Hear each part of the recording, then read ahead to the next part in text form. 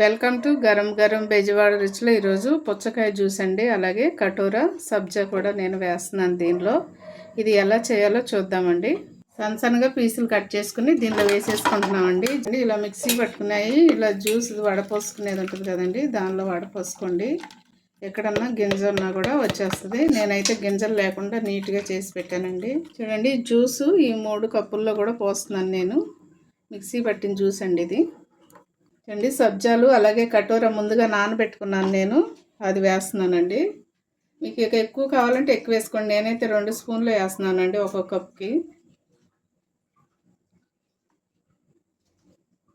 చూడండి, ఇప్పుడు సన్నగా కట్ చేసి పెట్టుకున్న పుచ్చకాయ ముక్కలు వేసేస్తున్నానండి. నిమ్మకాయ వేస్తున్నానండి. ఇది మీకు కావాలంటే వేసుకోవచ్చండి, లేకపోతే అక్కర్లేదు. నేనైతే కొంచెం వేస్తున్నానండి.